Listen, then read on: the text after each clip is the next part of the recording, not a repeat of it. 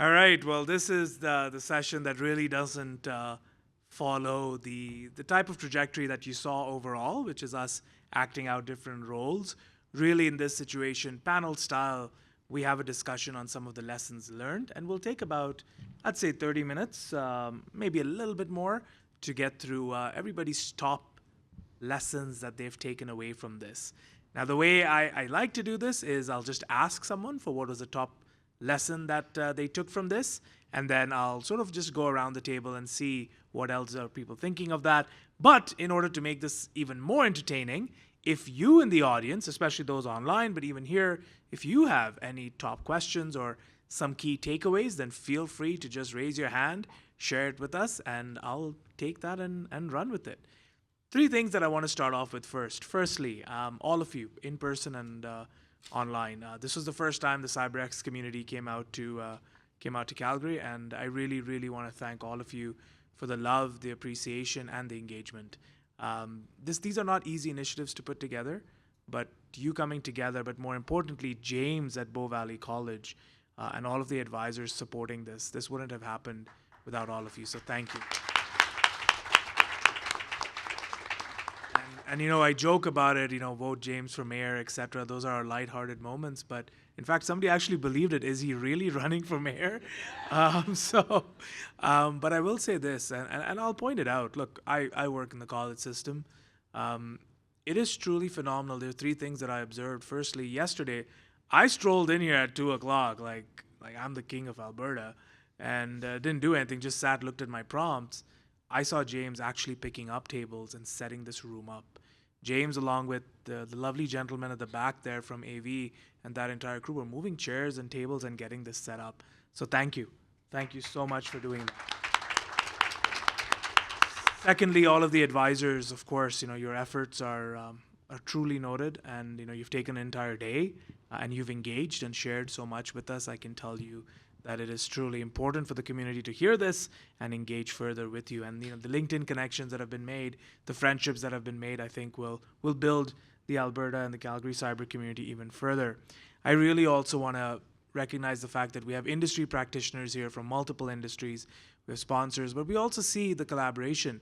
You have folks from SAIT, you have folks from University of Calgary, all talking about ways in which we can collaborate to bring exercises like this to the proverbial next level. And to see that collaboration above competition is indeed a testimony to the spirit of this community. So congratulations on that. And lastly, to our sponsors, all of them. And on this session, we have Optiv that is here, and Jeff, a good friend of mine, who is here and has lived a lot of these situations. In fact, he'll tell you that CEO email that you saw is actually more real and more frequent than you can imagine. I've always said this, and I'll say it again, communication is a control in cyber, and the security folks who can communicate well will know how to deal with that situation effectively. Without the sponsors, some of the tickets, especially for the newcomers in cyber, the tickets get underwritten for you. For everybody else, the sponsors make all of this happen. So these productions with all of these cameras, etc., are not inexpensive to operate, but when you have community support, it comes together really neatly. So thank you, Optiv, and all of the other sponsors that came together. I'll tell you that there's no news release or anything like that right now, but we're just going to jump right into some of the more important lessons learned. If anybody from the audience or online wants to chime in, just say it out, what your lesson learned was. But because he came and spoke to me last and it's vivid in my memory, I'll go to Jeff first. Jeff, I saw you attended all the sessions. If you had to pick one really important takeaway, what would it be? Thanks, Ali. As I watched through all of the sessions, and I really loved, the direction that we were going, especially that last piece about doing the right thing, and you have to be able to stand your ground and manage up and down. If I had to take one lesson away, I want people to understand the currency during a cybersecurity incident is time. It's not money. So throughout this, even though it was an exercise, right, I think we all got to feel a little bit of stress on these questions, a little bit of of emotion of who we're trying to take care of with cybersecurity, and a little bit of fear. And are we making the right decision? Am I going to be held accountable for the decision that I made? And how will history reflect my decisions as this? And so, in a word, it's preparation, right? It is, a big concern is these SLAs, right? And this revenue, which is a valid concern, right? I mean, that's a business has to make money to continue to serve and to be of service. But our planning and our SLAs, our disaster recovery doesn't seem to match that, right? Our RTOs and RPOs that we've designed don't seem to match the responsibility we've signed up for. And so as we embrace that idea of preparation and working ahead of time, I would encourage us all to think of our responsibilities, list out our responsibilities, and ensure that our RTOs and our RPOs are in line with where we want to be. And the second thing I'll say, Ali, real quick, is that that CEO, as you said, that CEO email, boy, I've been on the other end of that email a handful of times, right? I've been in those war rooms with clients who are telling me, like, look, I just got this email and we need to shift all resources and here and move on these new objectives, right? The newest hot priority. And I'll tell you that in cybersecurity, we have a somewhat unique privilege, we'll call it, of having to manage our teams, but also having to manage our leadership, have to convey highly technical terms in a way that really great businessmen and women can understand and implement into their functions. And a lot of that has to do with that preparation, having those conversations, involving them in those exercises. I know it's hard to get a CEO's time for an hour, 2 hours, 3 hours, but it's so important that they are present in some of these tabletops, and that you have a conversation that says, look, when we get into this situation and we're all going to be stressed, we've all been up for 3 days and nobody's slept or ate or seen our families for a week here, right? We're all under stress, and you're trying to keep the company alive, and I'm trying to feed you the resources to do that. But you have to understand, you're going to make that ask. You're going to tell me at one point, hey, stop what you're doing and do this. And we understand that it's an emotional decision. It's not a practical and a logical decision that we've already vetted, that we've already legally met, right? We've already legally verified. We've already done the research and the exercise to see what is best for the company and how to do this. And so we're all going to have those emotions. We're going to have to break that OODA loop. We're going to have to get back to getting it done. Right? I appreciate that. And in your role at Optiv, it's not necessarily about, picking one specific vendor or the other. It's about the process piece and then deciding what works well in your ecosystem. So I appreciate that. And I'll come back to you, Jeff, with a few more points, and chime in whenever you can. If I can just ask for my screen to pop up very quickly. So to everybody that's here, Jeff made an important reference to preparation. And if you are looking to start cyber communications at your organization, with your families, etc., shout out to the team here at CyberX. They've got this initiative going, which is called Ready, Set, Cyber. I cannot tell you that those of you who are always dealing with security awareness and how to make it more impactful and engaging, especially at your homes, for example, this is a really, really good drill that you could be a part of. There's some good resources, some interactive games, and then there's a national drill that they're doing on October 30th, which I highly recommend. If you can be a part of, please consider being a part of it. You can sign up entirely online, and there's a chat button there as well if you're having any issues or any questions that you can utilize this service. I think it's definitely something to chime in on. Jeff, thank you so very much, and my screen can come off now. Thank you, AV team, for the fantastic work that you're doing over there. Another 25 odd minutes and we'll wrap up.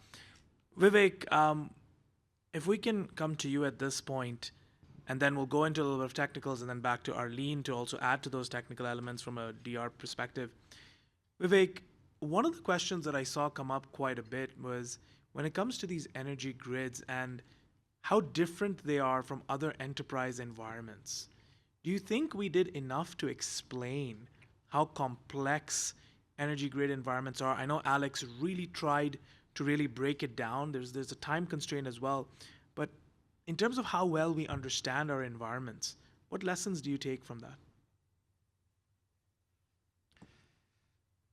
You know, when I look at massive infrastructure where there's lots of ICS, lots of OT, many people don't really get to experience the scale of the dominoes and the cascading number of devices out there, often on very long lifespans, often, not refreshed or patched at scale. And, if you look at people to server ratios in normal corporations, and try to think about device to people ratios in I imagine, an energy utility provider or any infrastructure like telecom as well.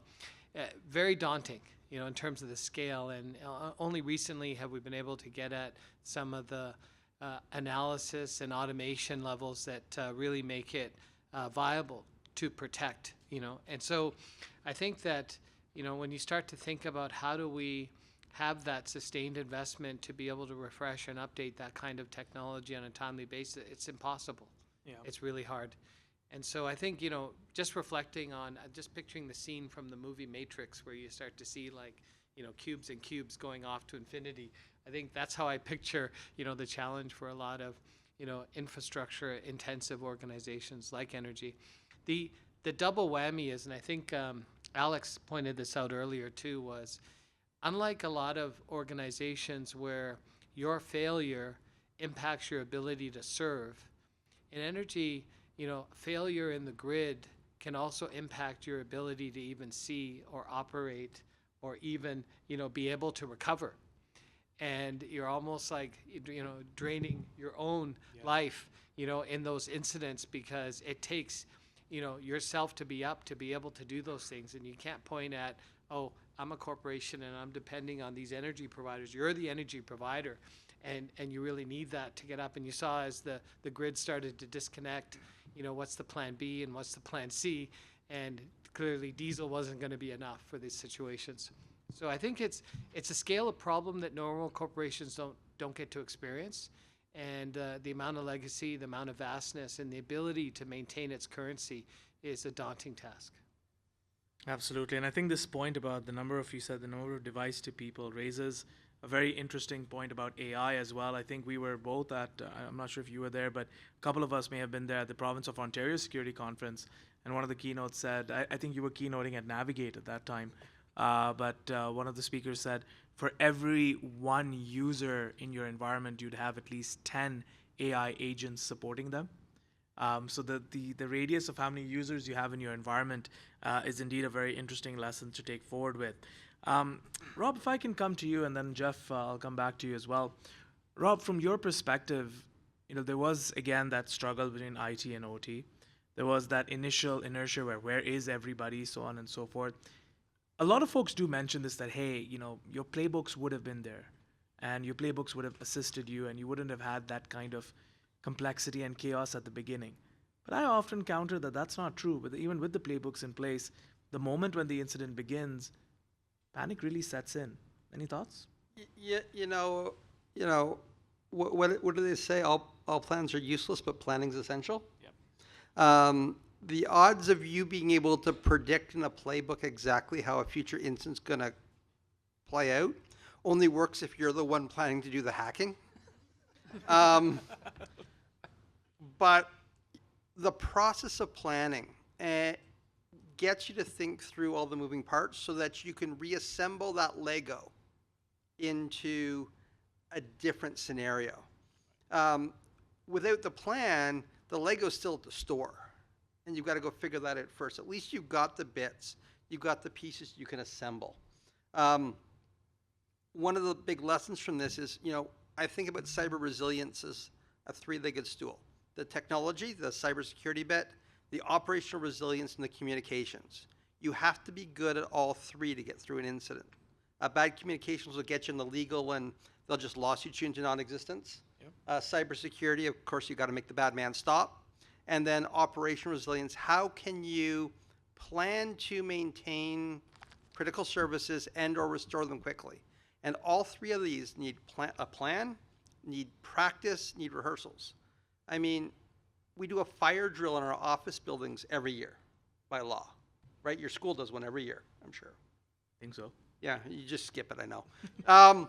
Why do we do that? So that everybody knows what to do if there's a fire in an office building. When's the last time you've heard about an office building fire? Maybe we should practice our cybersecurity plans at least as often as we practice getting out of a building, just saying. You know what? I joke that maybe, but yes, we do drills, and often I find myself reminding students, exit, then tweet. Or exit, then Instagram about this situation, right? So it's just the reality of what you're dealing with, right? And you know how people respond. So Jeff, there's a question for you. Thanks as always, Rob. Jeff, I'll paraphrase the question a little bit. It came directly to me.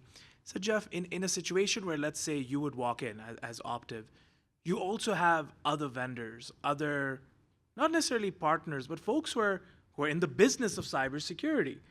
Is it a challenge in these situations when you, as you know, being an incident response and emergency response lead, when you come in, can those create for challenging environments where one vendor or one product group tells you to go one particular route? Can that create some friction in these responses? Well, I think for sure there's at times competing priorities, right? And it might not so much be vendor to vendor, but it sometimes is team to team, right? Like I need my application up to do this. I need my server up in order to do that. What we find mostly in cybersecurity incidents is that if you have a strong incident commander, if you have someone who is directing, most of your teams are going to embrace that concept, right? And it's not the first time we've ever experienced it. It's just the first time we're doing it live. You know, I thought, Rob, that was a great point, right? I, as part of my incident response proactive portion, right, doing tabletops, doing, you know, playbook reviews and incident response plan, I review a lot of documentation, and I review these huge documents, right? Hundreds of pages of incident response plan or of you know, playbooks that are really great, and I read them, they sound really great. Right? But until they have been exercised, until they've been socialized with your teams, right? Until that your teams can take that playbook and execute it as it's designed, it's really just a compliance document, right? It's a check the box of, hey, I've done this and I meet all of these requirements. But those documents need to be supplemented or need to be written in such a way that there is a tactical aspect of them, right? That they actually work, and they need to be exercised and reviewed regularly, right? In this scenario, right, we're looking at these inverters that were compromised, and we had to put a big plan together kind of off the cuff of, okay, how are we going to get these flashed? How are we going to, you know, OT devices are a really hot threat vector right now, right? And one of the things that we're seeing a lot is the ability to have a fallback, rollback friend that is on site or near site that can respond and flash that device is becoming, if you have OT infrastructure, is becoming absolutely critical. Okay. Fair enough. Thank you for that, Jeff. Arlene, there's a question that came in for you, and also I want to ask you what was one of your key takeaways. The question, and this came a little bit earlier on, but I'll reword it if I remember from memory, is that at various occasions we were, from a business continuity and a resiliency perspective, you know, when that issue came up about like AI first, bring back the AI data centers, there was a lot of questions and back and forth, even in our channel, going, well, what's the minimum power that's required? Can we just get to that state? And there was a lack of clarity in that environment. Can you shed a little bit of light on, you know, what was that lack of clarity about? What's the minimum requirement to come back up? And also a key takeaway for you. That's right. So related to minimum requirements, so in disaster recovery planning, business continuity planning, you're thinking about minimal viable operation. So that's MVO, or what other people call minimal viable company. And when you're thinking about minimal viable, that means what are the most critical systems, processes that need to be built or restarted in order to get us to minimum operation, not normal operation. So there's a difference. And when it came to this particular scenario, what wasn't clear was Of course, the prioritization, the sequencing. So in our world of disaster recovery, there's order of recovery, and that is all documented, right? And it's also through your CMDB, it's through ServiceNow, you're able to find the asset, you're able to coordinate, orchestrate, and you're able to see this information. But without that information, you're flying blind. And the risk of that is really important. Because with minimal viable operation, you're also thinking about life, limb, and safety, right? And so what are those most important parts? And so when I think about AI and revenue, et cetera, where in the approved sequence of order of recovery does AI data centers live? And if it is quite high up, there are percentages of what you can achieve depending on what is down and what's affected. So there is a sequencing that needs to be top of mind, but again, it goes back to business impact assessment, business continuity planning, and integration.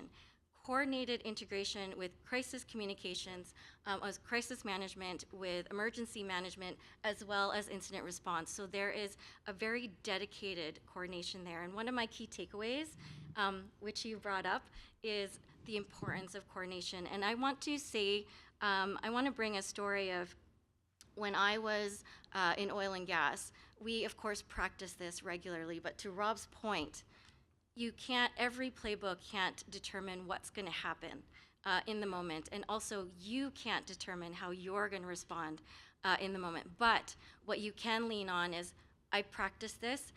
I know what I need to do. However, I need to pivot. My team needs to pivot. And the one thing you want to keep top of mind, I know we haven't talked about this, but every incident of this nature will go through an investigation. And an investigation will require an audit log, and an audit log of what happened during response. And so I want to leave and impart with everyone here is your actions are typically documented within a log.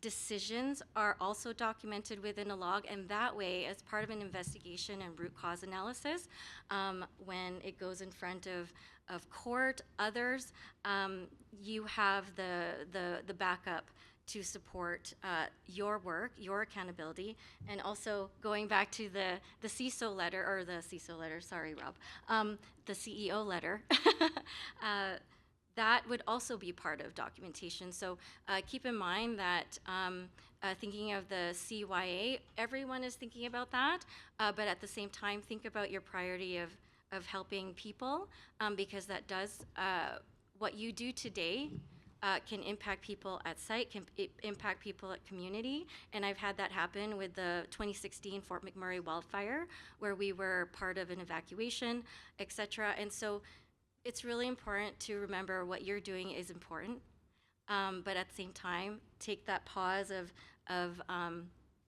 making sure that you are able to do your work, to make sure that there's a rotation of job rotation, and that you're able to come back and be a member who can contribute to the greater good. Fantastic. Thank you so much for that, Arlene. Well put. Idawu Aini, are you in the room right now? I think you had a question. And listen, I apologize. I believe you've raised your hands a few times. Sometimes there's a lot going on and I don't see, and I may have missed you, so my apologies. I think you can direct your question at Alex, but we'll get you a mic first. And if you can speak into that. Alex, this is a tough question coming your way, so good luck. Alex is on this side. Go ahead, buddy. Okay, first of all, I just want to shout out to our teacher. I'm a cybersecurity student here in Bow Valley College, and she's there. Madam Hello, teacher. Yes, she actually brought us here. We are all classmates. So my question is the root cause. Is it from the grid company? Is it internal or external? Because the vendor said it's not them. Right. So we need to know the root cause for long-term prevention, right? Yep. And secondly, who signs off that the power grid is safe? Great question. Is it the SOC team, the vendor, or the AESO? Sure. Yes. Great question. Thank you. Excellent question. Alex, do you want to start? Yeah. Great question. So with the root cause, I can tell you what I think the root cause is, since I had so much to do with creating the scenario. But I think just zooming out, so many times I've landed on site to an incident, and we're spending so many minutes, if not hours, discussing like, well, we really want to know. And is that really what the business is or should be caring about? Certainly solving that mystery is interesting and chin stroking, but at the end of the day, your business is still down. So I always, when I used to do IR, it was really coaching the executives to understand the priority is resumption. Ideally, if you do care to know who done it on the other side of the world, outside of your jurisdiction, let's collect some forensics. But there are competing priorities, and time is that currency, and most organizations don't have the time on their side, and any analysis paralysis costs the company one way or the other. So I really generally discourage the trying to solve the murder mystery over trying to do business resumption. Now the asterisk there is in regulated organizations, they may have a legal obligation to collect that data. If you're working with law enforcement, they're going to be eager to get that data as well. So there are some conditions, but for all the schooling I did on the DFIR, the forensic side, I think I can count maybe 5 instances where it actually mattered, because most of the time the business is exhausted from resuming business, that they want to move on, not trying to figure out who did it on the other side of the earth. From a root cause perspective, generally we would, the story was based off of a lot of real life scenarios. So the smart inverters, there is one that did have a backdoor that was by radio, had like a little remote management interface over a radio, something like this actually, and it was vulnerable. So people could jump on those inverters and fiddle with it. Now we took some creative liberties to say, okay, maybe they could put a 0-day firmware on it that could then start manipulating the grid and create the oscillations, which was representative of the blackout that happened in Spain and Portugal earlier this year. So we are grabbing a lot of interesting factoids and putting it into a really exciting story and challenging to our players. Now the question of safety, I'm not actually that qualified to speak to that, and I think there's multiple layers of that, but I'd probably pass that on to Rob in terms of an industrial space. I think a couple things. A root cause analysis has to be done after the incident, and the root cause analysis isn't there was a radio that was vulnerable and bad guys got it and did all kinds of bad things, or the firmware had a 0-day. The root cause really speaks to going back to what are your processes, what are your attitudes, what are your pressures that influence you to do certain things that contributed to the incident happening or the scope of the incident. That includes your vendors, your partners, and not as a fault finding, but really discovering what it is. It's why we talk about plane crashes, we don't say the plane crashed because of gravity, although that would be true for all. Contributing factor though. And we don't say, well, because, and we don't say, we look at the plane crash in Toronto where one ended up upside down. The preliminary report said, well, it landed too hard and broke the wing. Okay, we all saw that. But that's not the final report. The final report looks into fatigue and training and maintenance and pressures on the pilots to land maybe when they shouldn't have, and to get all those factors. And there's a reason why the airline never does that root cause analysis. Because it's hard to critically look at yourself and your own behaviors. It's always done by a third party. And so I would recommend after a major incident like this, you have a third party come in and do that full root cause analysis, not stopping at, well, it's the attacker and they were bad, or it was the malware or the 0-day, but there's a lot of internal things you can learn. For safety, ultimately, the operator is responsible for the safety and the engineering of their environment, and their engineer of record who stamped and signed off on it is ultimately responsible, the operator. You would look for equipment that's certified, whether it be by a certifying body. Right. But ultimately, the buck stops at the operator and at the engineer who signed off on it. Yeah, I like that. I see there were 2 questions on this side, one from Penny. If we can get the mic to Penny Longman. Penny, I also want to give a shout out to VSIS Alberta that supported this event. We'll get a mic to you very shortly. If you can ask a question. Folks, we'll take about 8 minutes to wrap up. Go ahead, Penny. Yeah, I'm here representing WESIS, and one of my questions is, do you think one of the root causes was that you didn't have enough women and diversity in leadership positions at the company? Just teasing. Board advisor, please save us. 100% correct. I agree with that. Alex, point to be noted as we craft future environments. But I will also add one thing to this: is we had Shelley Walk Martin, who was not able to make it, and then we had a professor from the University of Calgary as well. She had to pull out. So we did have a few last minute regrets. In defense of Ollie and Alex, there was tremendous diversity of thought. And although not enough female leaders, we could have had more. Many of the members here were in touch with their feminine side. So I think that we may have come as close as possible. Yeah, that's a fair point. But thank you as always, Penny, for that. I see two more hands. First, we'll go there to the lady in the pink.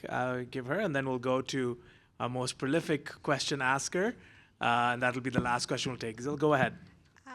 If this was an internal threat, Yeah. what would impact the team and their trust and the morale as a team that experienced this scenario?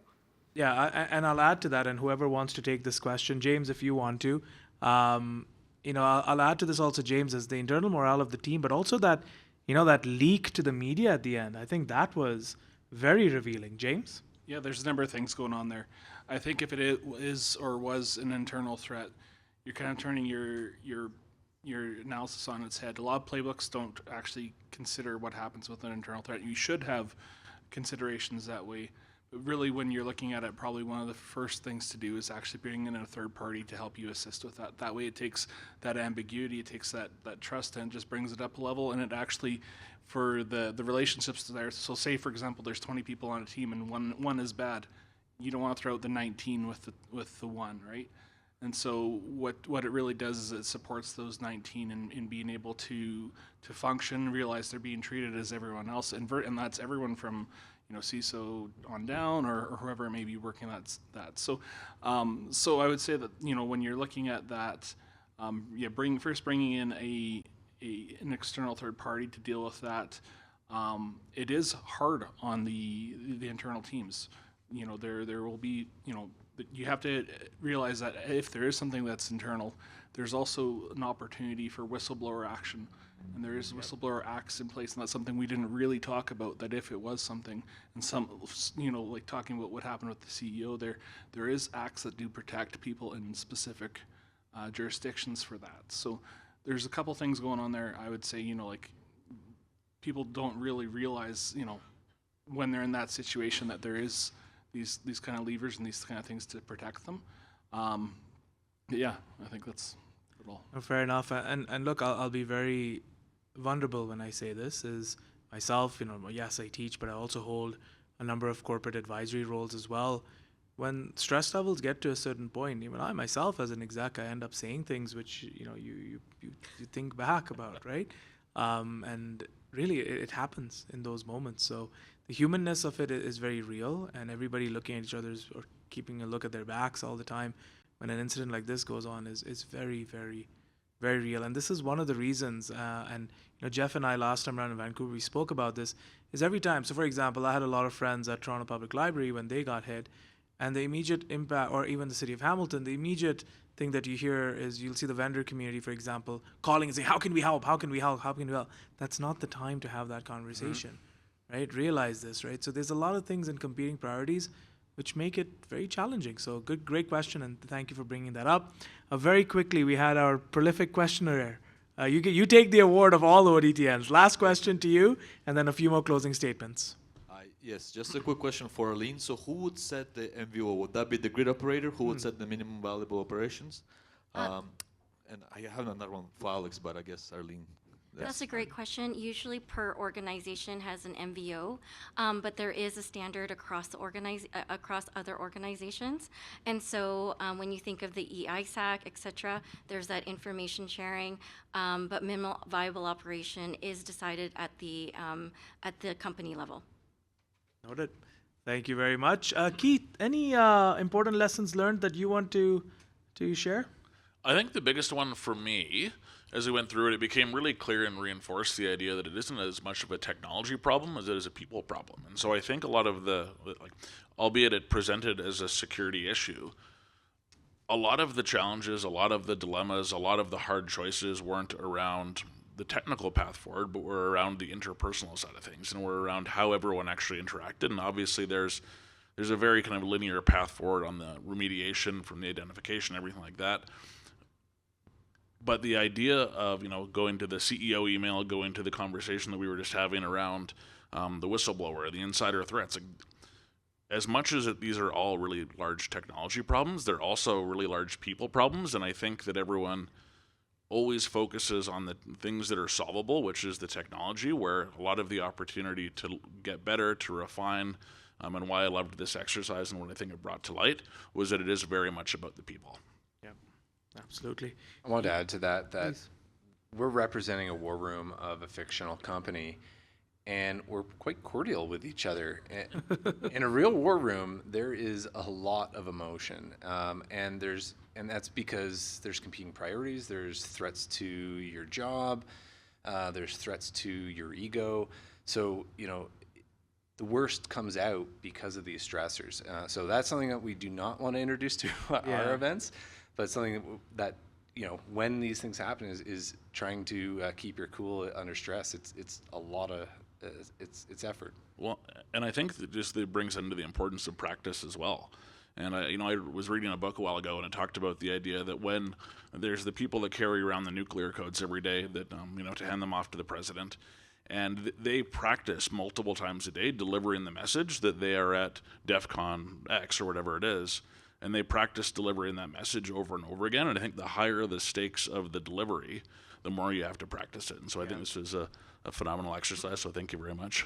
Yeah, no worries. And I think one of the things that I also, I take away is when you have the industry experts, like I've done a lot of sessions, for example, with David from Darktrace, and it's very interesting when you also see that they could easily go down the path of told you so this would happen.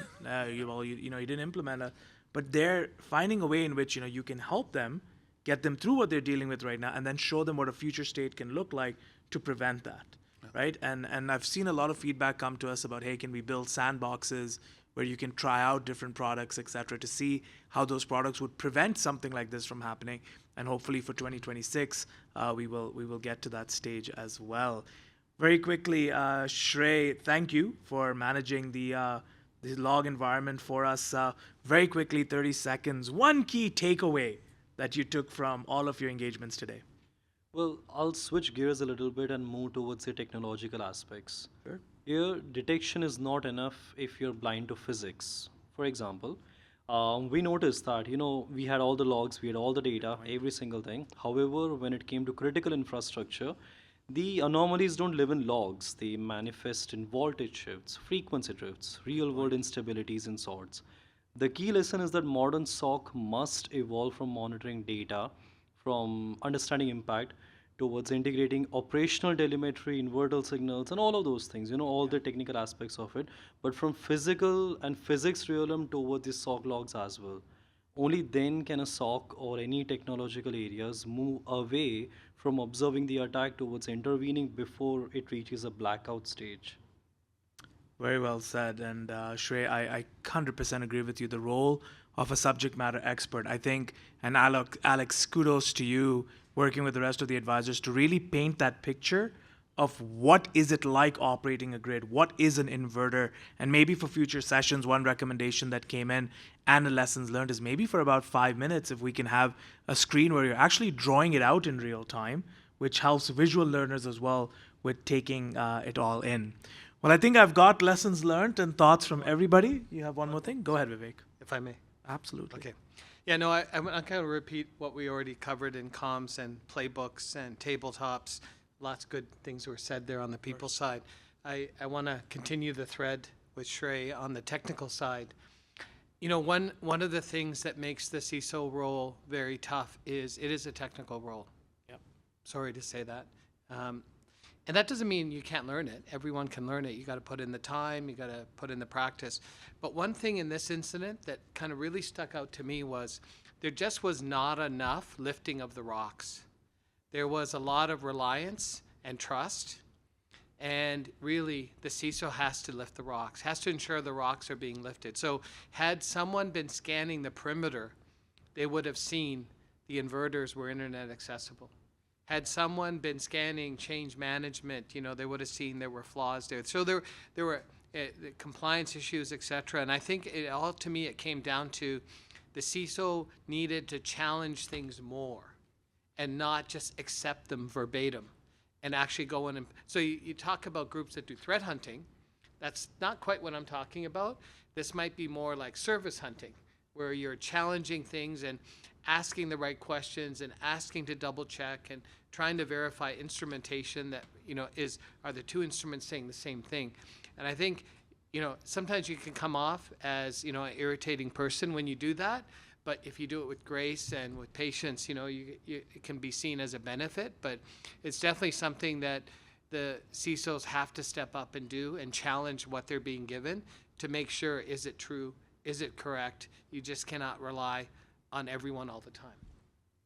I would second that. And definitely, you see that question asked a lot, is the CISO a technical role? The person asking that question, you've got to question that in and of itself. It is a technical role, and you need to know which rocks you need to pull up. You may not have written code for some time, but if you don't understand how to guide that team that's looking through the logs, we've got a problem. Well, with that said, I think I've got everybody's lessons learned in, and we're right at the stroke of when we're supposed to conclude. Just 3 very quick items. Number 1 is, when you exit from this beautiful hall, the CyberX team, correct me if I'm not, is waiting for you outside. We'd like to take one group picture with everybody that is here. So just if you can spare 2 minutes and just join us right at the front. Maddie, I'm assuming your team's out waiting for everybody. Fantastic. Thank you so much for that. Secondly, if we can all give a round of applause to everybody that made today happen.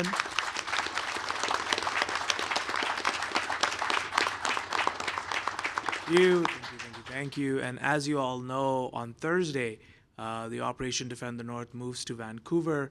All of you that were here in person, if you'd like to join in online and haven't got your tickets, the CyberX team will give you complimentary tickets for you to watch the sessions online. And if you're planning to fly over and would like a ticket, they will give you complimentary access to that event as well. That room is very different. It's UN styled, so it does make for a very different experience, and we're super excited to head out there. For me, lots of lessons learned, but the biggest one definitely has to be that the load doesn't break you, it's how you carry it. And the individuals in this session carried that load really, really well. I'll leave you with one closing statement. The grid is back up, but are we? See you in Vancouver on Thursday. Thank you.